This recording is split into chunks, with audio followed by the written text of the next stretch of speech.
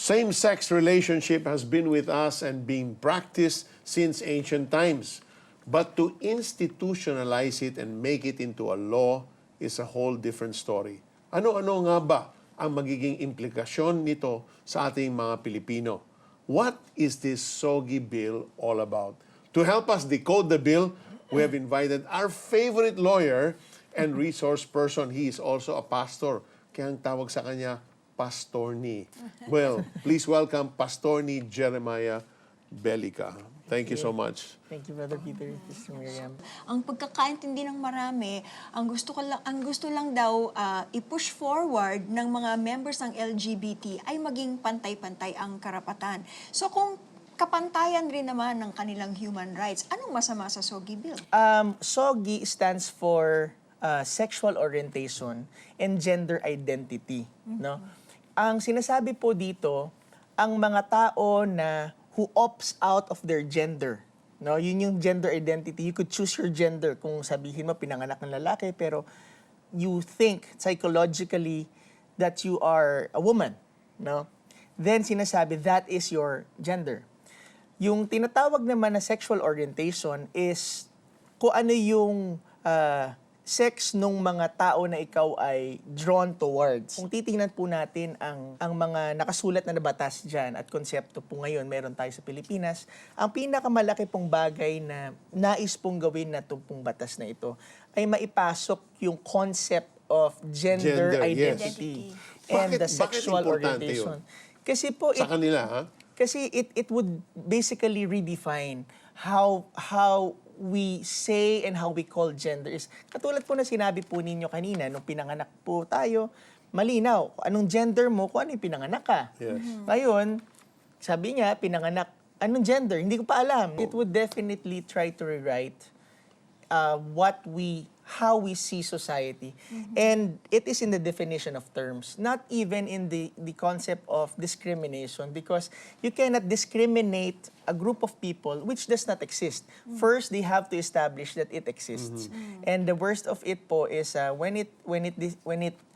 they have successfully defined, no, itong gender identity po, sexual orientation, then meron pa hong karampatang parusa kapag ikaw po ay nag-act against the interest po na itong mga to. Pastor Nee, there are certain provisions inside that bill. Isang provision nila that the LGBT members should not be discriminated by acquiring all types of licenses. Ano magiging effect nun pag hinayaan at pumasa itong SOGI bill?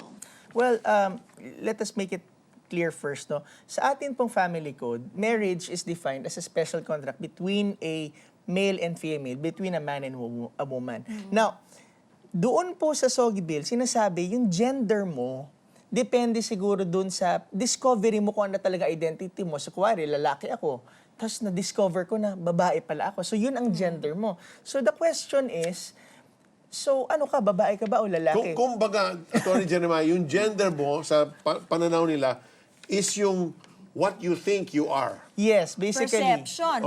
Yung Call it how you perception mo. discover Physical. yourself. Kaya nga. Now, the exact word actually is the personal sense of identity mo. When you sense na ito pala talaga ako. No, the question, going back to the application ng mga marriage licenses, which would actually include marriage licenses. Kasi sabihin mo, ito mag-a-apply po ako sa marriage license. Sino pong papakasalan nyo? Ito po, lalaki.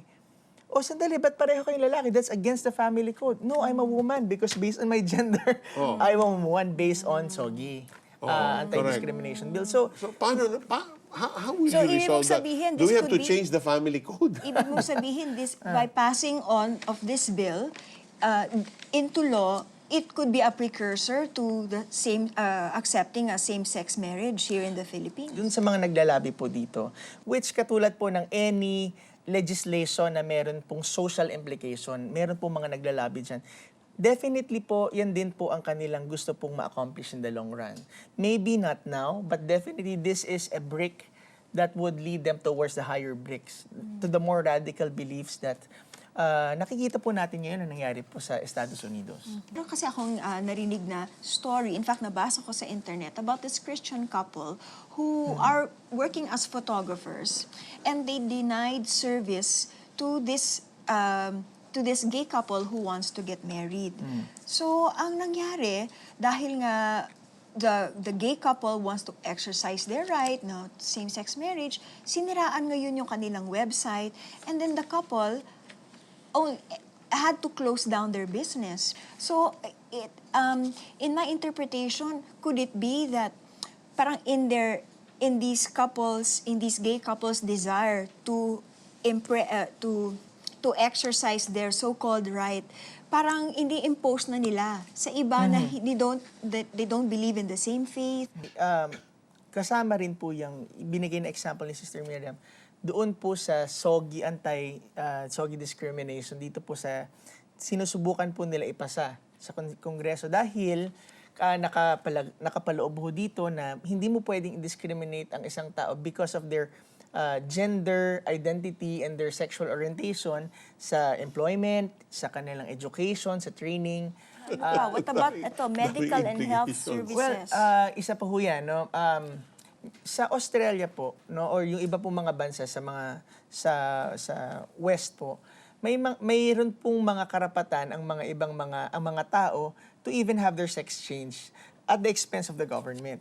They can claim it based on their reproductive health rights, at sinasabi nila na ito ay kasama sa benepisyo namin, so bayaran ninyo ang aming pagpapasex change. Now, dito po sa SOGI, sinasabi nila na hindi mo pwedeng i-deny ang isang tao sa mga health benefits dahil siya po ay tinatawag na sa kanyang gender identity tsaka sa kanyang sexual orientation. Bagamat hindi po explicitly na sinabi dito na katulad po ng mga sex change, and sa tingin ko medyo malayo-layo pa po.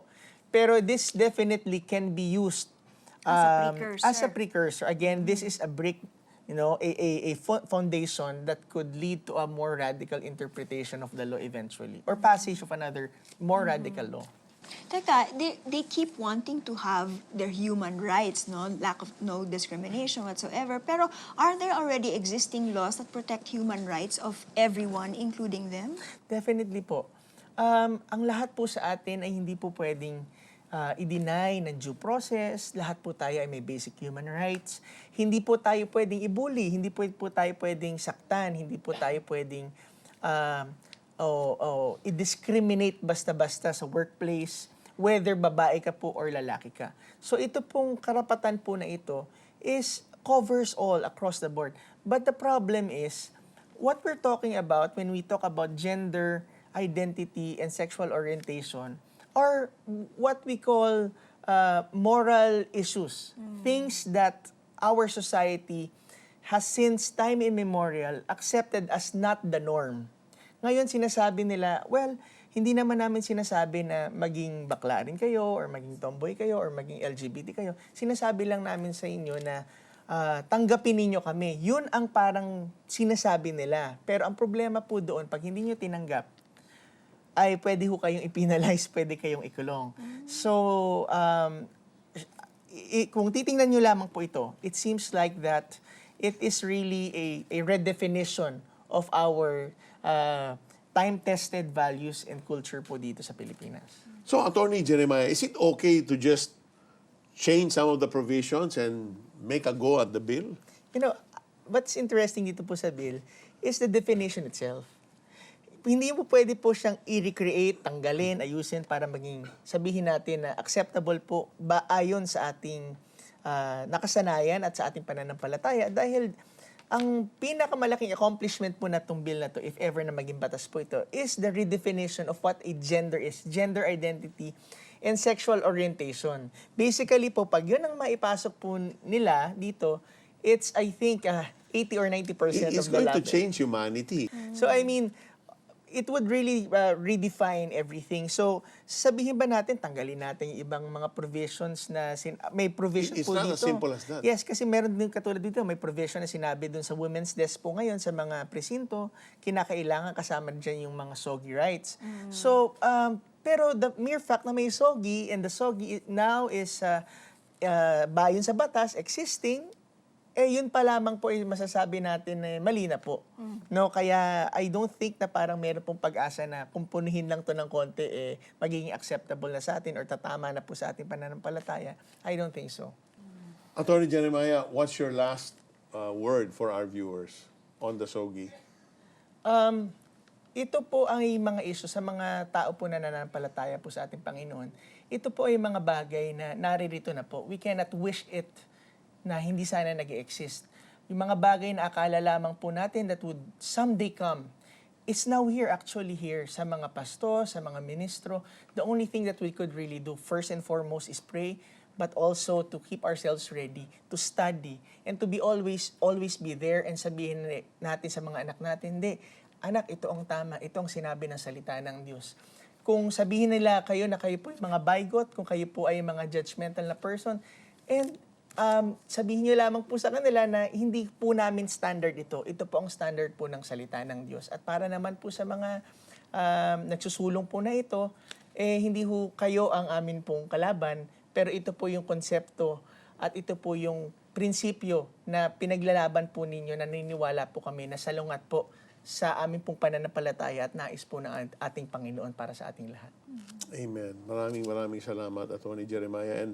And more than that, God will hold our lawmakers accountable. Let's pray for them. We need to pray for them Pray for them. for every bill they pass.